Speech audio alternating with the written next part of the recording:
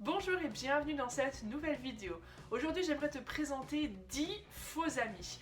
Attention, des faux amis, des mots qui ressemblent en allemand, qui se ressemblent en allemand et en français mais qui ne veulent pas du tout dire la même chose. Attention aux confusions, attention aux malentendus. Il faut bien connaître ces faux amis. Je t'en avais déjà présenté certains il y a quelques temps, au début d'ailleurs de ma chaîne YouTube. Tu vois, j'avais les cheveux bien plus courts sur ces vidéos-là. Je t'invite à les revoir en cliquant sur les liens là au-dessus. Aujourd'hui, j'aimerais t'en présenter quelques-uns nouveaux parce que c'est important, hein, vraiment, ces faux amis, ça permet de mieux maîtriser aussi la langue, de les connaître et de surtout pas avoir l'air ridicule en les utilisant à mauvais escient.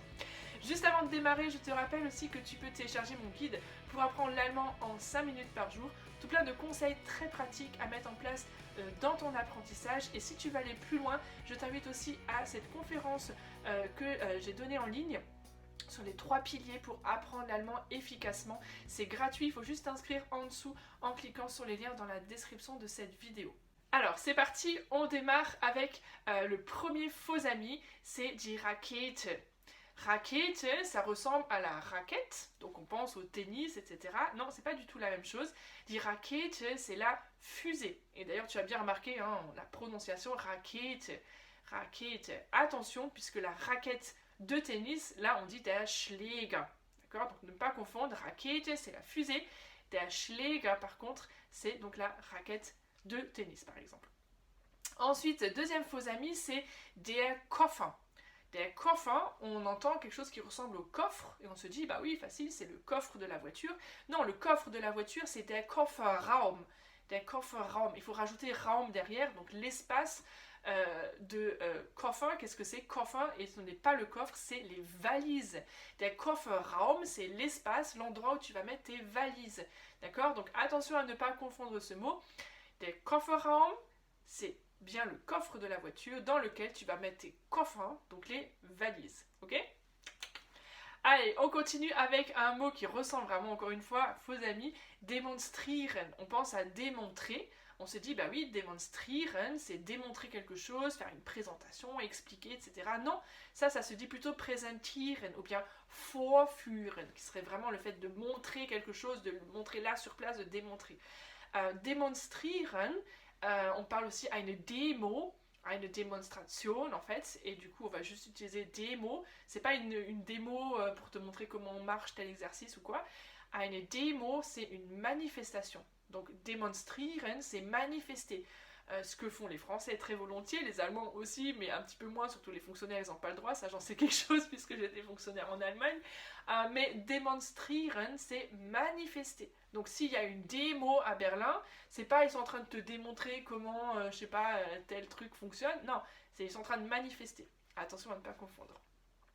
On continue avec die Immatrikulation. Immatrikulation, ça ressemble à immatriculation, on pense peut-être aux voitures ou voilà. Non, attention, immatriculation, le fait de s'inscrire quelque part, ça c'est dit Anmeldung ou dit Eintrag, on est immatriculé à tel numéro, etc.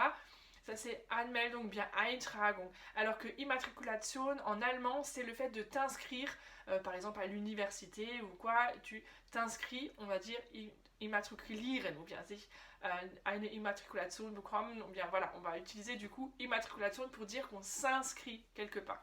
Donc là, attention, ça peut porter à confusion. Ensuite, on a frisieren. Frisieren, on pense à friser, ça ressemble vraiment en français. Attention, frisieren, c'est le fait de coiffer simplement. D'ailleurs, le coiffeur en allemand, c'est der Friseur.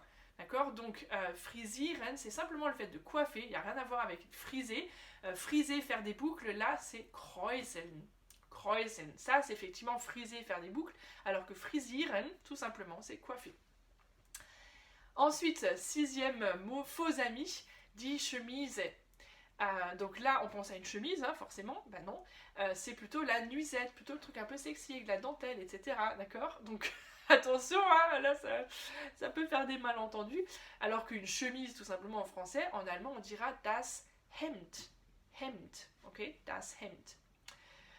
On continue là encore, vraiment, tu vois, ça porte à confusion. Der Etat et der Staat. L'État, effectivement, au sens français, l'État français, l'État, etc., politique, machin, ça c'est der Staat, avec 2 T, de A, pardon, à ne pas confondre avec Stadt, avec DT à la fin, qui est la ville. Attention, hein, ça c'est juste pour pas confondre. Mais Stadt, donc avec un long A, puisque déjà il y en a deux, donc ça te fait bien comprendre qu'il faut le dire long. Stadt, ça c'est l'État. Et der Etat, quand les Allemands utilisent ce mot-là, ils parlent du budget.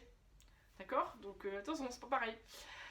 Un faux ami, alors là c'est plus visuel, hein. On voit le mot hier, on se dit ah ouais facile, hier, non, hier c'est gestern, d'accord? Si tu vois ce mot hier, on dirait que c'est hier, ça se prononce hier, here, d'accord? Avec le H au début, et le ER qui se prononce presque comme un A. Ça je te l'ai déjà expliqué dans d'autres vidéos de ma playlist prononciation, je t'invite à aller les revoir également. Hier, hier, pardon, du coup, prononcé à l'allemande, hier ça veut dire ici. Comme here. Donc là, viens ici, tu vois, here c'est ici, alors que hier c'est gestern.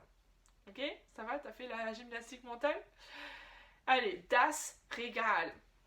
Das Regal, on se dit, ah, régal, oui, c'était super bon, c'était un super repas, un régal. Non, rien à voir. Régal, c'est l'étagère. L'étagère pour ranger des livres. D'accord? Das Regal. Un régal, si tu veux dire que c'était vraiment très bon, tu peux dire es war lecker, das war ein leckeres Essen oder ein Festessen, donc c'est vraiment voilà, un super repas, ça c'est un régal. Mais das Regal, c'est une étagère. Et on termine ces 10 faux amis entre le français et l'allemand avec die Route. Die Route, tu te dis bah oui c'est la route, c'est facile, en plus c'est le même mot. Eh bien non, die Route c'est l'itinéraire. C'est le chemin à prendre, tu vois, tu te télécharges sur ton GPS, dit route, pour avoir l'itinéraire à prendre. Alors que la route, au sens français, en allemand, on dira die Straße. Voilà, j'espère que maintenant tu es au clair sur ces 10 faux amis. Il y en existe beaucoup plus et d'ailleurs je referai certainement très bientôt une prochaine vidéo. Pour ça, abonne-toi absolument à ma chaîne pour ne pas rater les notifications. Clique sur la cloche et pour être informé en priorité dès que je publie une nouvelle vidéo et ne surtout pas rater la prochaine vidéo sur les faux amis qui arrivera très bientôt. Allez, à bientôt, tchuss!